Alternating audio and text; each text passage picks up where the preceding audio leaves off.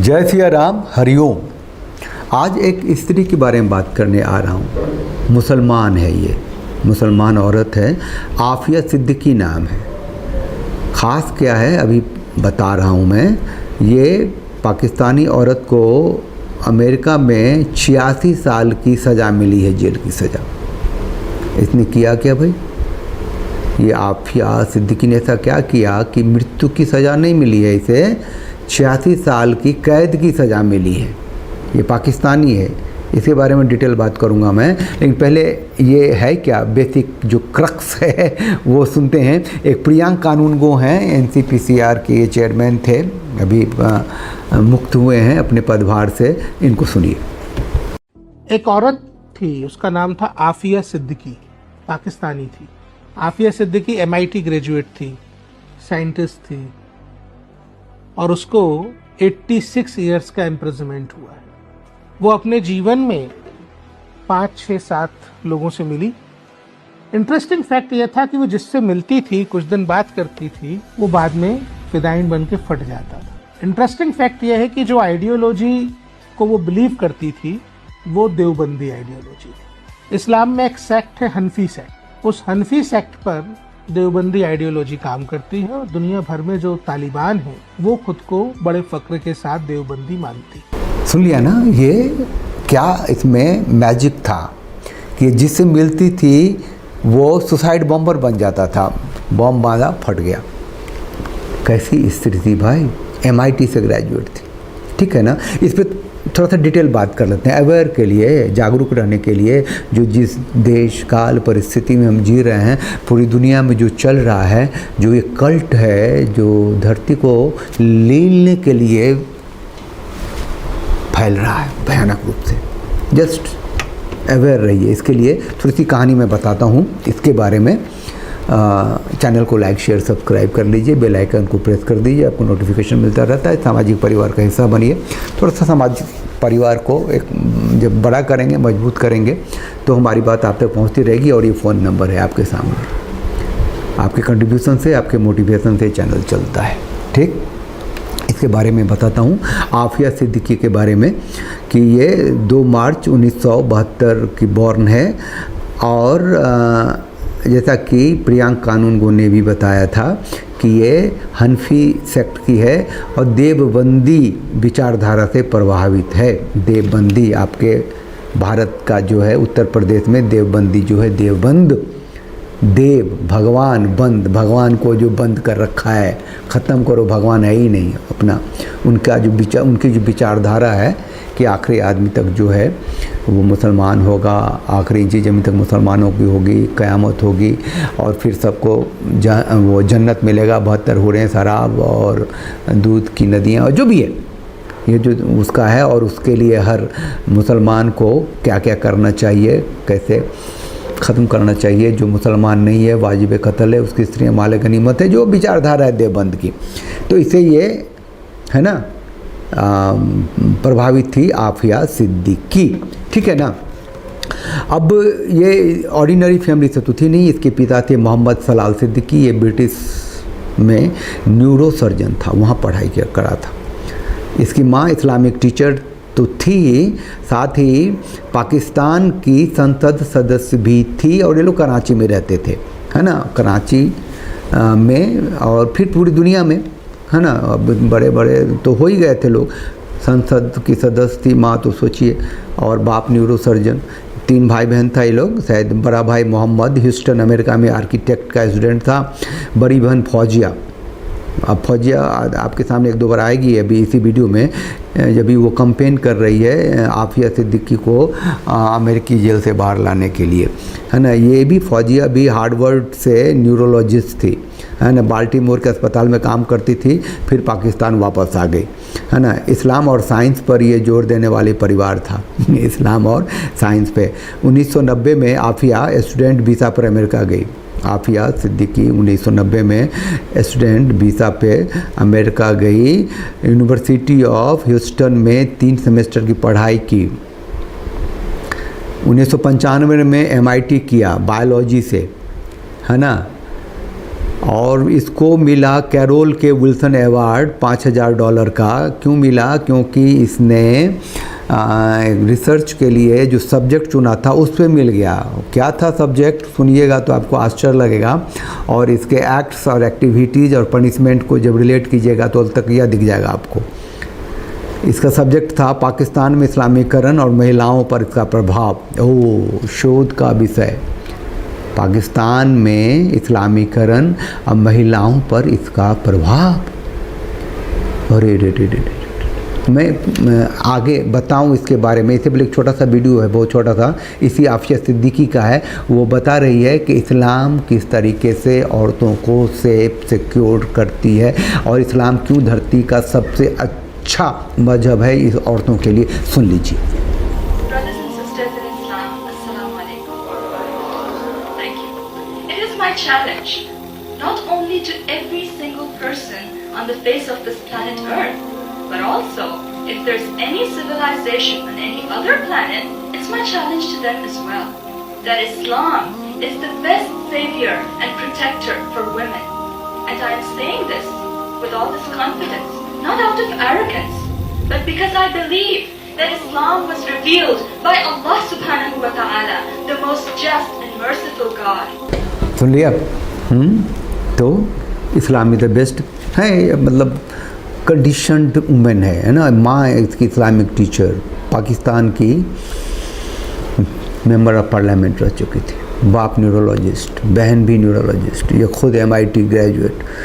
1999 में ये पढ़ाने भी लग गई बायोलॉजी, है ना। फीटल अल्कोहल सिंड्रोम करके इसने कुरान के हवाले से एक पेपर पेश किया जिससे कि कंट्रोवर्सी हुई, और इस पर ये भेदभाव भी लगा when she was a teacher कि इस्लामिक एंगल से इस पर भेदभाव करने का आरोप लगा।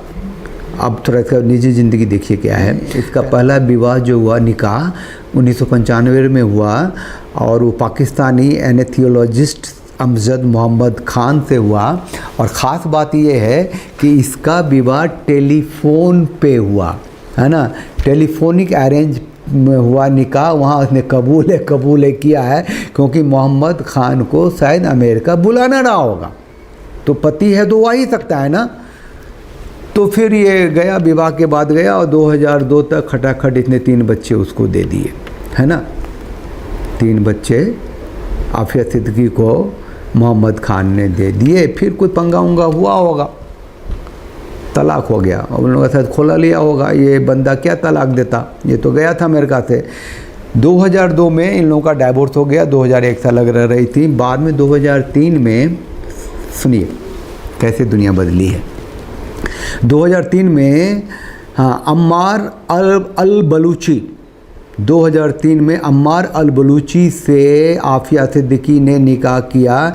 ये अल बलूची खालिद शेख मोहम्मद का नाम सुना होगा, 9/11 का मास्टरमाइंड था, उसका भतीजा था ये अम्मार अल बलूची, और अलकायदा का सदस्य था। इससे आफिया सिद्दीकी ने दूसरी निकाह की।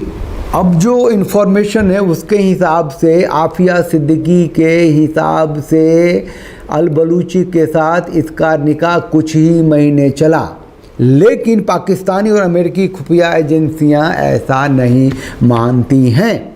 2003 में आफिया कराची से इस्लामाबाद जाते समय गायब हो गई। इसके साथ इसके 3 बच्चे थे, और इसके परिवार ने यह दावा किया कि पाकिस्तानी खुफिया एजेंसी ने आफिया सिद्दीकी का उसके बच्चों के साथ अपहरण कर लिया है।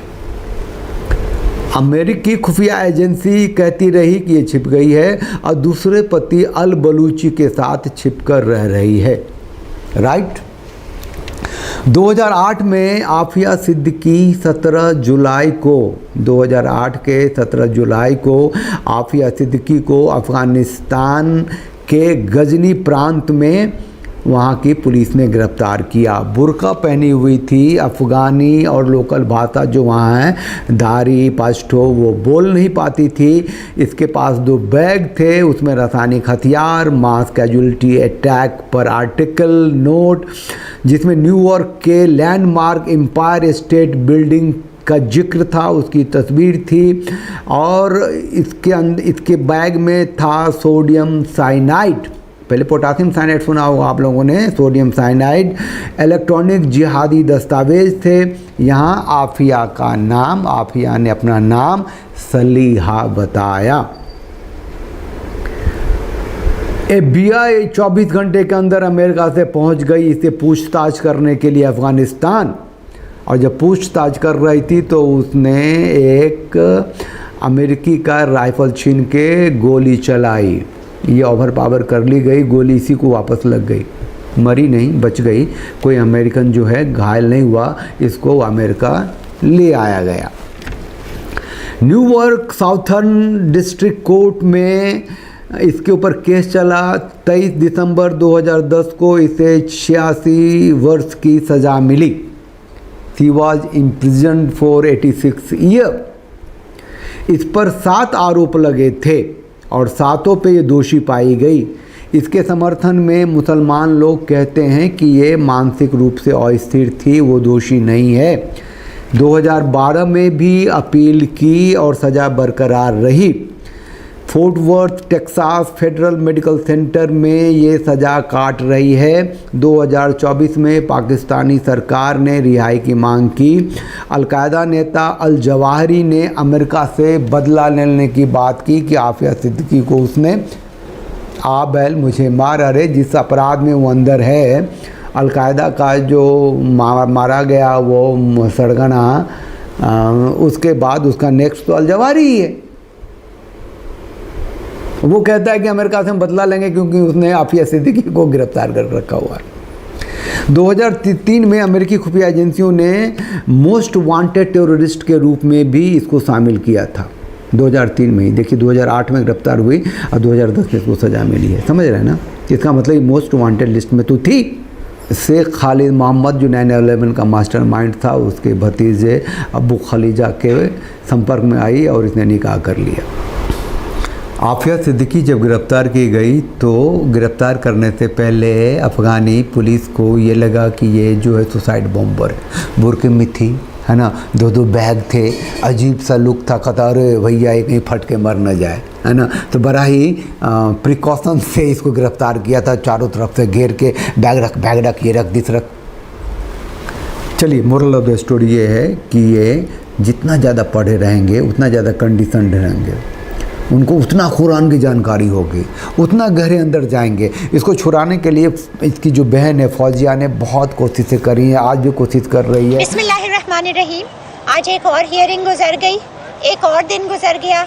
आफिया वहीं कैद में है और मैं यहाँ सड़कें नाप रही हूँ और कराची से इस्लामाबाद कोर्ट के चक्कर काट रही हूँ। अदालत के बहुत वाज़े ऑर्डर्स के बावजूद, अदालत के यहाँ तक कहने के कि we feel like beating a dead horse, के मैं एक मुर्दा घोड़े को वो कर रहा हूँ ऐसे लग रहा है, ये कहने के बावजूद कि लगता है कि इनमें सलाहियत ही नहीं है। मैं समझती हूँ हमारे लोगों में बहुत सलाहियत है, बस मसला ये है कि वो सलाहियत किसकी मफाद के लिए इस्तेमाल की जाती है, क्या हमारे अपने सिटीजन्स के लिए की जाती है। आफिया का ये केस एक कसौटी है जो पूरे पाकिस्तानी अवाम को ये बता रहा है कि ये इदारे जो हैं ये क्या पाकिस्तान की अवाम या कॉन्स्टिट्यूशन की हिफाजत कर रहे हैं या किसी और की हिफाजत कर रहे हैं। इन पढ़े लिखे जिहादियों से सावधान रहिए ही रहिए। इनका जो फुट सोल्जर्स है, जो पत्थर मारते हैं, जो पेट्रोल बम चलाते हैं, जो सरतन से जुदा करते हैं, फुट सोल्जर्स हैं इसके, है ना। तथाकथित पसमंदा मुसलमान हैं भारत के पॉइंट ऑफ व्यू से। अब बाकी जो अशराफ हैं, जो पढ़े लिखे हैं, वो पूरी दुनिया पे कैसे कब्जा करें उसमें लगे रहते हैं। चलिए, साथ रहिए, साथ दीजिए। जय सिया राम, हरि ओम।